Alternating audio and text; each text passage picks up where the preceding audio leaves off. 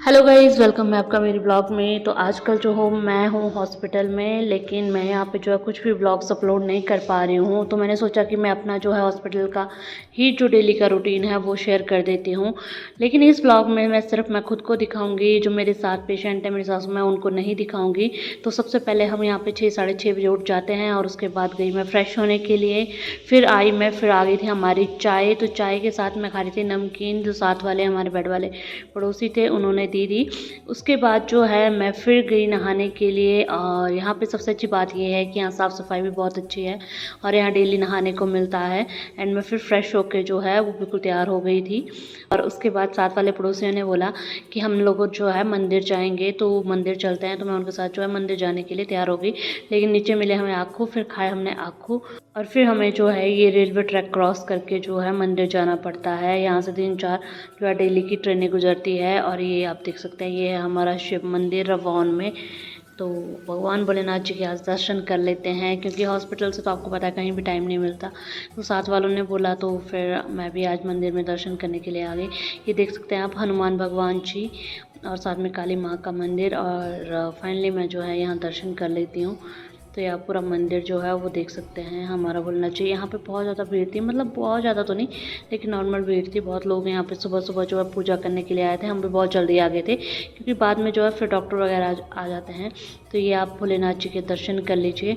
और फाइनली मैंने दर्शन कर लिए, प्रसाद वगैरह लेके फिर हम हो गए थे हॉस्पिटल जाने के लिए तैयार। ये आप देख सकते हैं, ये है पूरा नज़ारा जहाँ बाईपास से आगे है ये हमारा जो हॉस्पिटल। और ये आप देख सकते हैं यहाँ थी दुकान, तो दुकान से लिए हमने सामान। फिर पहुँच गए हम हॉस्पिटल।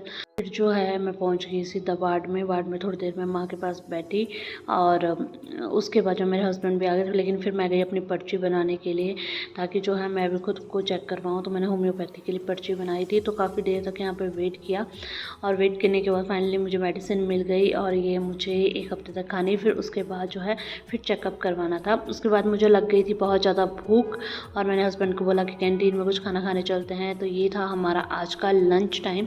लंच करने के बाद फिर हम चले गए थोड़ी देर बाहर टहलने। अंदर एक तो बहुत ज़्यादा गर्मी है, बहुत बुरे हाल हो जाते हैं। तो ये आप देख सकते हैं हम बाहर की तरफ जा रहे थे, गेट से बाहर की तरफ। तो थोड़ी देर घूम के, क्योंकि गर्मी से बहुत बुरे हाल हो जाते हैं यहाँ पे। फिर उसके बाद आके मैंने पी चाय। इतनी गर्मी में चाय नहीं पी जाती, लेकिन बीच बीच में मैं आजकल यहाँ पे जो है चाय पी ही लेती हूँ। उसके बाद मेरे हस्बैंड ने काटा तरबूज, ताकि माँ को भी दे सके, बाकी लोगों के लिए भी। और मैंने बोला कि आप ही काटो, क्योंकि मुझे तो बड़ा आलस आ रहा था कि कैसे काटना क्या करना। तो ये हमारा तरबूज फाइनली जो है वो कट रहा है। उसके बाद उन्होंने तरबूज काट दिया। और सबसे पहले तो ये कि मैं ही खाऊंगी, और कौन खाएगा ये भगवान। मैं बहुत ज़्यादा भुक्कड़ हो गई हूँ हॉस्पिटल में भी, लेकिन यहाँ पे ऐसा हो गया कि मेरी डाइट थोड़ी कंट्रोल में होगी। उसके बाद फिर जो है हम गर्मी से बचने के लिए थोड़ी देर हवा में बाहर आए थे, क्योंकि धूप नहीं थी अभी। और उसके बाद फिर हमारे को रिलेटिव माँ से मिलने आए, तो हम भी आ गए थे।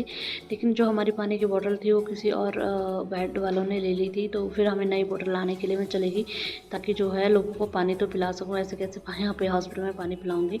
उसके बाद जो है फिर शाम हो गई। शाम को मैंने कुछ बाहर से ही खाने को ऑर्डर किया, मन कर रहा था कि बाहर से ही खाती हूँ।